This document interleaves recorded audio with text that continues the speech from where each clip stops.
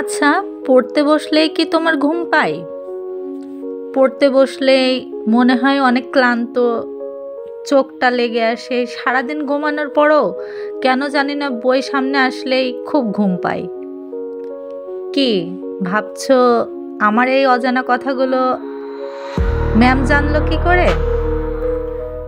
আসলে বাংলাদেশের সমস্ত স্টুডেন্টদের মাঝেই এই একটা প্রবলেম খুবই দেখা যায়। সারাদিন হয়তো ঘুম আসছে না, গেম খেলছে বা টিভি দেখছে বা বন্ধুদের সাথে আড্ডা দিচ্ছে, কোনো ঘুম পাচ্ছে না, কিন্তু একটা মাত্র বই বের করে বসলেই তো খুব ঘুম পাই, তাই না? এই সমস্যাগুলো যদি তোমারও থেকে থাকে তাহলে আজকের ভিডিওটা শুধুমাত্রই তোমার জন্য।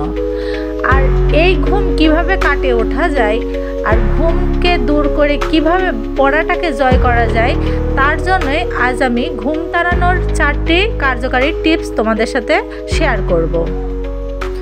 আজ আমি তোমাদের সাথে যে 4টি টিপস শেয়ার করব, আশা করা যায় এই 4টি টিপস যদি তোমরা ফলো করে থাকো তাহলে 100% তোমাদের পড়তে গেলে আর কখনোই ঘুম পাবে না। তো চলো শুরু করা যাক।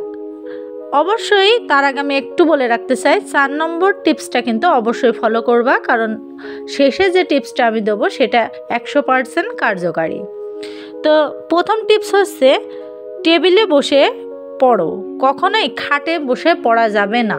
কারণ আমরা এই শীতের সময় সব সময় দেখবা একটা বই বা একটু অঙ্ক করতে যাচ্ছে, একটু বই পড়তে যাচ্ছি, ভালো লাগছে না, প্রচুর শীত লাগছে, একটু খাটের পরে বা একটু বেডে যে বই পড়ি, তাই না?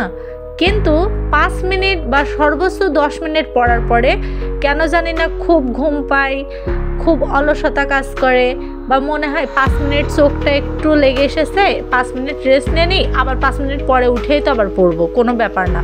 কিন্তু সেই 5 মিনিট চোখ বুঝতে যে একটু পরেই ঘুম থেকে উঠে দেখো যে 2 ঘন্টা টাইম ওয়েস্ট হয়ে গেছে। ঠিক তাই হয় না কি না অবশ্যই কমেন্টে জানিয়ে যাবে। তো এই জন্যই আমরা যদি সবসময় টেবিল চেয়ারে বসে পড়াশোনা করি তাহলে কিন্তু এই ঘুম আর আসবে না। 2 নম্বর টিপসটা হচ্ছে, প্রয়োজনে জোরে জোরে পড়ো। কারণ যখন তোমার একদমই পড়তে ইচ্ছা করবে না বা প্রচুর ঘুম পাবে, তখন দেখবা জোরে জোরে পড়তে ইচ্ছা করবে, কারণ তখন পড়ার প্রতি একটা ইন্টারেস্ট জন্মাবে। কারণ ওই যে কিছু কিছু জায়গায় নিজের একটা মনে হবে যে আমি পড়ছি, তার মানে আমার পাশের রুম থেকে আমার ভাই বোন শুনতে পারছে যে ও পড়ছে, আবার বাবা মাও শুনতে পারছে, তখন বিভিন্ন কারণে কিন্তু একটা ইন্টারেস্ট তৈরি হয়ে যায়, যার কারণে তখন পড়ায় আবারও মনোযোগ ফিরে আসে। 3 নম্বর টিপসটা হচ্ছে, ঠিক টাইম মতো ঘুমাতে হবে। কারণ তুমি যে রাত দিন 24 ঘন্টা পড়বা এমনটা করলে কিন্তু শরীর অনেক ক্লান্ত হয়ে পড়বে, আর পরীক্ষার সময় তোমার রেজাল্ট বা ফলাফল তুমি আশানুরূপ পাবে না। কারণ তোমার মস্তিষ্কে বা ব্রেনে যতটুকু তুমি দিচ্ছ ঠিক ততটুকু তুমি তখন তার কাছ থেকে নিতে পারবে না, কারণ সে তখন দুর্বল হয়ে পড়বে। তুমি কি চাচ্ছ বা কিভাবে করতে চাচ্ছ ব্রেন তখন সঠিকভাবে কাজ করতে পারবে না।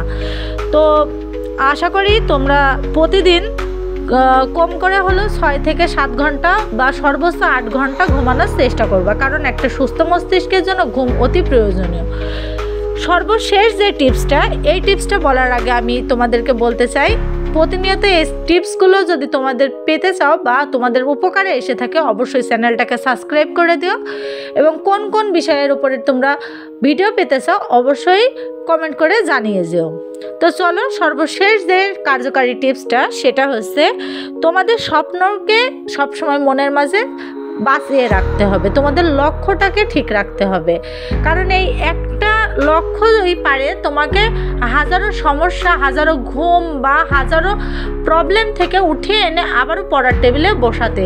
কারণ তুমি ধরো একটা স্বপ্ন দেখেছো যে আমি ডক্টর হব, তো যখন তুমি ঘুমাতে যাবে স্বপ্ন যদি স্বপ্নের মতো হয় তখন কিন্তু কখনোই তোমাকে ঘুমাতে দেবে না, সেই স্বপ্নই তোমাকে উঠে দেবে যে যা তুই পড়তে বস, তুই কি ঘুমিয়ে থাকলে কখনো ডাক্তার হতে পারবি বা ইঞ্জিনিয়ার হতে পারবি?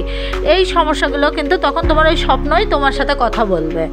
তো প্রয়োজনে এর থেকে বাঁচার জন্য তুমি একটু হাঁটাহাঁটি করতে পারো বা একটু ব্যায়াম করতে পারো বা মানুষের সাথে 5 মিনিট কথা বলতে পারো, কিন্তু কখনোই কোনো ইলেকট্রিক ডিভাইসের সাথে সম্পর্ক রাখার চেষ্টা করো না। বিভিন্ন ফোন, টিভি বা রিমোট কন্ট্রোল গাড়ি থেকে একটু দূরে থাকার চেষ্টা করো, কারণ এগুলো পড়ার মনোভাবকে আরও নষ্ট করে দিতে সাহায্য করে। তো এই ক্ষেত্রে আমি চাইবো তোমরা এই 5টি টিপসই খুব মনোযোগ সহকারে দেখেছো এবং কি মনোযোগ সহকারে পূরণ করার চেষ্টা করবা।